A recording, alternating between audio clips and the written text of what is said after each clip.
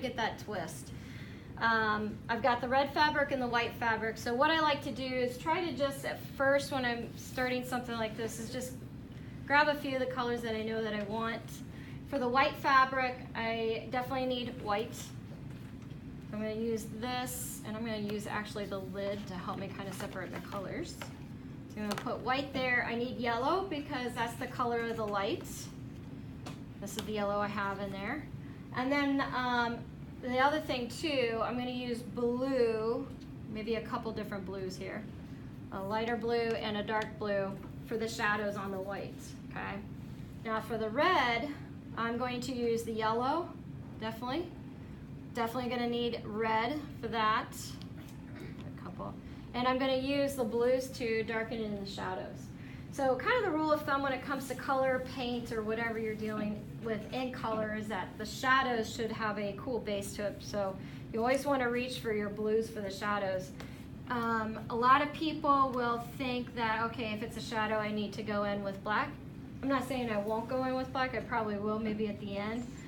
But black is not the primary color I'm going to use for my shadows. If I do use it for my shadows, it's going to gray out all my colors, and I don't want gray. So gray is boring. So, okay, I'll mess with that later. I don't know if I'll use that. I may not. Okay, so what I'm going to do first is sketch this out. And I'm going to use this stuff to help me sketch it out. And I'm going to use this medium blue to do it all. So I've got my blind contour here from my demo yesterday. I want to think about where I want this all to be. I think I might put the twist right here. So what I'm going to do, when I deal with fabric, especially with this kind of fabric, one of the things I think a lot of people are surprised about is how shapely or geometric it is. So a lot of people think, oh, fabric, there's going to be a lot of curves to it and a lot of soft areas. I find it to be very architectural. So that's kind of the way I approach it. So what I do is I kind of start with one shape that I see. I'll draw that shape and then I'll go in and I will draw the shapes that are around it. And these are basically the folds that I'm showing.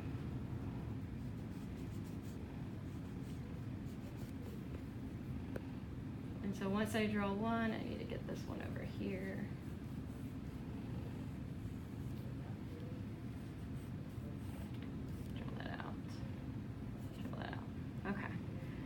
And then I need to start the red. And I'm using those drawing techniques that we've been using all year round to help me with this. So I'm looking at plumb and level, how things are aligned and how these shapes are aligned. I'm going to basically ignore the chair. And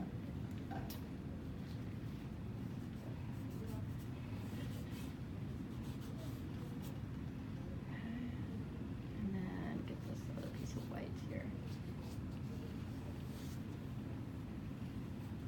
And again, I'm just drawing one shape, find another, draw that. Just basically drawing it like that, mapping out these shapes. Okay, so there's red, white, white. I need the other part here, the red that comes out. Now, I'll be honest with you guys, I probably would go down here because I think that's really dramatic. But I'm not going to do that right now just to save some time. You guys don't need to sit there and watch me sketch that. Okay, so I've got it mapped out. Kind of show you, I don't know if it's easy to see. You guys can see what it looks like. And again, I just use that lighter blue color to map that out. So now what I'm going to do is I'm going to go in, oh, and I need to map out some of these shapes. Oh, sorry. I'm going to go kind of fast. I would take less, I'd take more time to do this than what I'm going to do right now. Wrinkle there. Big wrinkle there.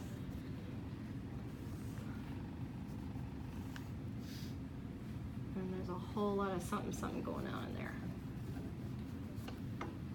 Okay. All right, so the next thing I'm going to do is kind of block stuff out. So for the red, what I'm going to do is I'm going to start blocking out the lighter areas.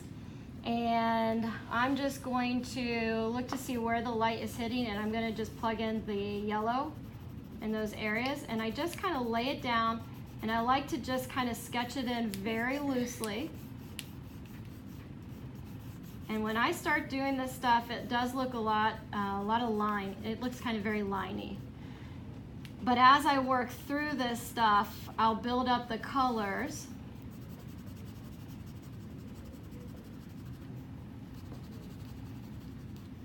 And it'll layer up and it'll just kind of come to life.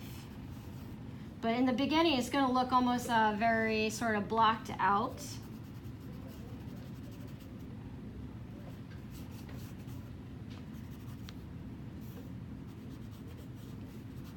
And I always make sure that I keep my eye on what it is that I'm drawing. So when I do look at my paper, I'm just making quick glances down to it.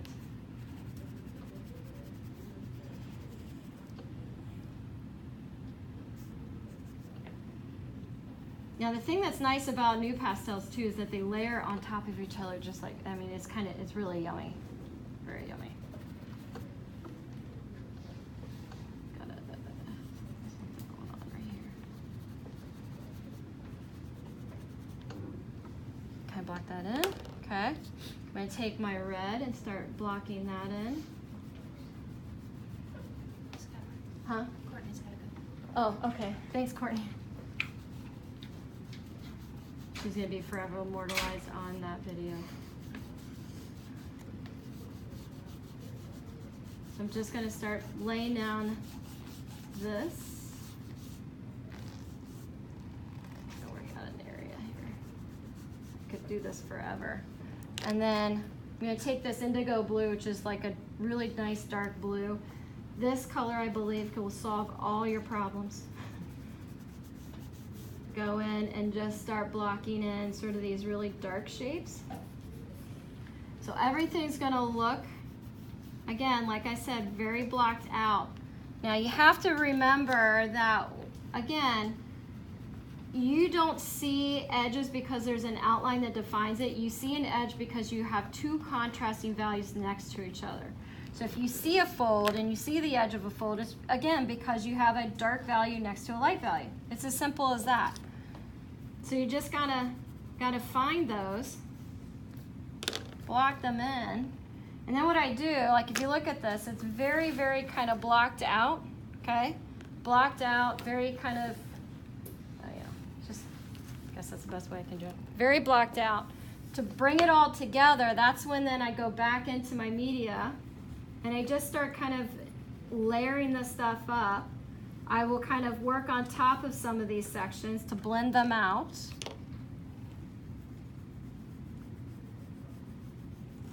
And that's when you'll see everything come to life. It's as you start to layer this stuff up.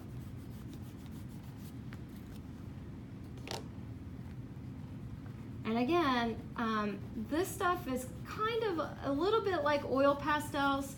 You guys remember your drawing and painting one project.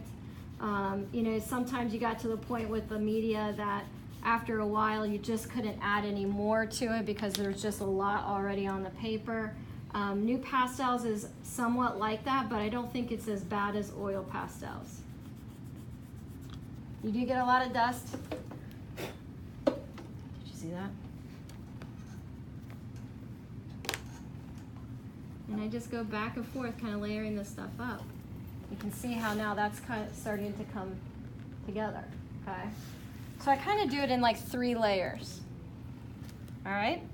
And then, you know, you work on it long enough and then you get a piece like that right there. And I can put that, I'll put that on canvas too, all right? So that's how you can do that. But on the white fabric, I would use probably primarily just white, the blues, and yellow for where the light's hitting the white really strongly. So there you go. That's it.